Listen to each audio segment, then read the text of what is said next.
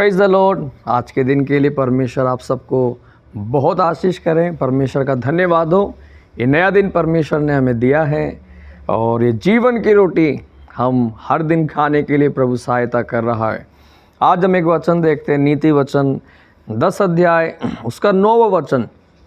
मैंने जब इसे पढ़ा तो मेरे दिल में बहुत ही आनंद मिला और अच्छा लगा। तो 9 वचन में लिखा है, जो खराई से चलता है वह निडर चलता है। तो बहुत अच्छी बात यहाँ लिखी हुई है, जो खराई से चलता है निडर चलता है।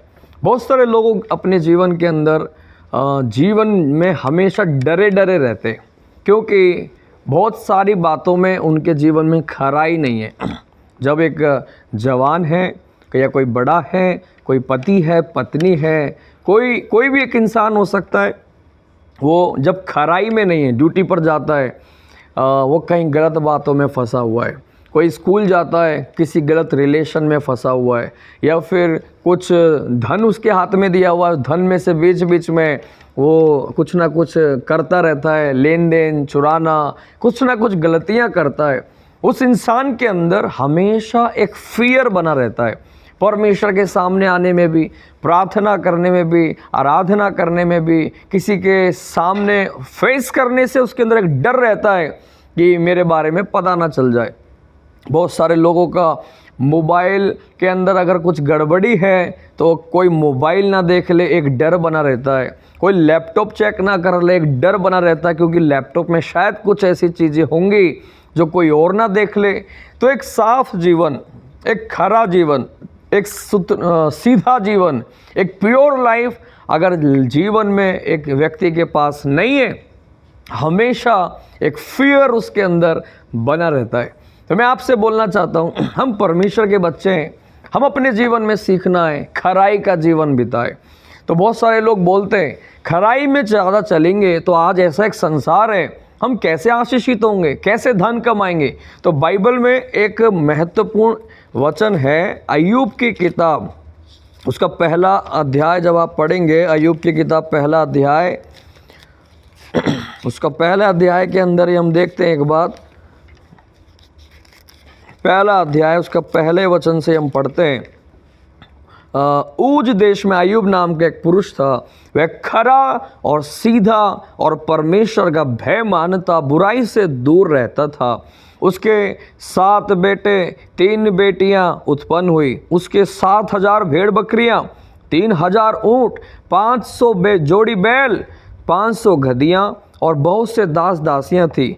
वरन उसके पास इतनी संपत्ति थी कि पूर्वी देशों के लोगों में वह सबसे बड़ा था। तो यहाँ हम देखते हैं उसके बारे में, जब अय्यूब के बारे में पढ़ते हैं तो पहले उसकी धन संपत्ति के बारे में नहीं लिखा, या उसके पास कितने आशीष हैं वो नहीं लिखा। पहले वचन में लिखा है वो खरा इंसान था, उसके अंदर एक प्योरिटी थी, परमेश्वर का भय उसके जीवन में था। तो हम देखते हैं अपने घर में, अपने घराने में नहीं, पूर्व देशों में, यानी कि एशिया के अंदर जितने भी देश हैं उन सारे देशों में सबसे बड़ा था वो इंसान। परमेश्वर ने उसको इतना आशीष किया, इतना बढ़ाया। क्यों? कारण क्या है? वो सीधा था, वो खरा था। तो दुनिया की बातें ना सुने, हम परमेश्वर का वचन देखें। आज दुनिया में सिखाती है टेढ़ा चलो, गलत मार्ग पे चलो, दुनिया में अपने तरीके से जीना सिखाती है और सोचते हैं अब हम आशीषित हो जाएंगे। लेकिन मैं आपसे बोलना चाहता हूँ, परमेश्वर के वचन के आधार पर जीने से हम आशीषित होंगे। वचन कहता है खराई में चलें।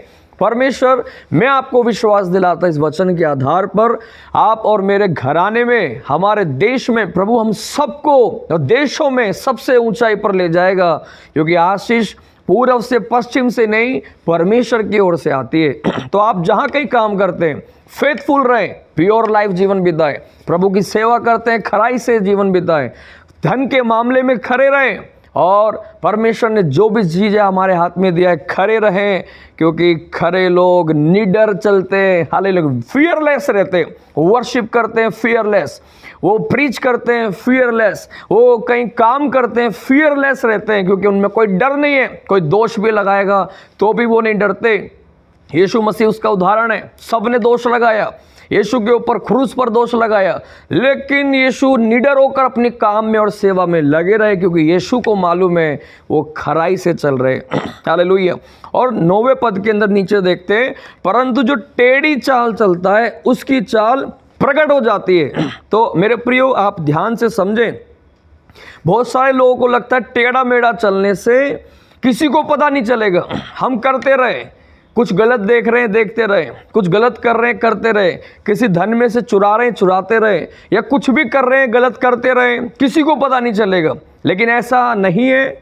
बाइबल कहती है टेढ़ी चाल चलने वालों की चाल एक दिन प्रकट जरूर हो जाएगी। इसलिए आज मेरे प्रियो, मैं आपसे बोलना चाहता हूँ, कहीं जाने अनजाने में हम कहीं टेढ़ी चाल चलते हैं तो आज हम मन फिराएं, क्योंकि आज नहीं तो कल दुनिया के सामने प्रकट हो जाता है वो सब बातें जो हमारे जीवन में होनी नहीं चाहिए वो हो रही हैं। तो उसका उदाहरण है यहूदा के जीवन में छुप के चोरी, वो धन को चुराता रहा, चोरी करता रहा, लेकिन एक दिन सबके सामने प्रकट हो गया। और ऐसे बहुत सारे उदाहरण बाइबल में देखते हैं, प्रकट हो जाएगा। इसलिए यदि हमारे जीवन में, मोबाइल में, मन में या लाइफ के किसी भी एरिया में कोई भी टेढ़ी मेढ़ी चीज़ें हैं, वचन के खिलाफ कुछ बातें हैं, तो उसको जीवन से आज दूर करें ताकि हम आशीषित हो जाएं। प्रभु आपको आशीष करें। आए हम मिल के प्रार्थना करें। प्यारे परमेश्वर, हम धन्यवाद देते हैं आज के सुंदर दिन के लिए। आज सुना गया वचन हमारी जिंदगियों में आशीष लेकर आए, खराई से चलना हमें सिखाएं। अय्यूब खराई में चले, मेरा परमेश्वर यीशु आप खराई में चले, हमारे लिए आप उदाहरण हैं। प्रभु यीशु हम पर दया कर, हम सब लोग खराई से चलें और निडरता से जीवन बिताएं। और परमेश्वर, कोई टेढ़ी मेढ़ी चालों में यदि कोई भी हम में से हो, हमारा भाई बहन या कोई भी, तो आज हमें अनुग्रह दे के मन फिराए, हमारे लोग आपके भय में ज़िंदगी बिताए, दुनिया के अनुसार नहीं वचन के अनुसार ज़िंदगी बिताए। प्रभु यीशु धन्यवाद, यीशु के नाम में मांगते हैं, आमीन। प्रभु आपको आशीष करे, प्रभु में बढ़ते जाएं। और ये नंबर आपके सामने स्क्रीन पर दिए गए हैं। आपको कोई भी समस्या है, प्रेयर रिक्वेस्ट है, या और आप प्रभु को जानना चाहते हैं, यीशु को जानना चाहते हैं, आप इस नंबर पे ज़रूर कॉल करें। प्रभु आपको बहुत आशीष करें। God bless you.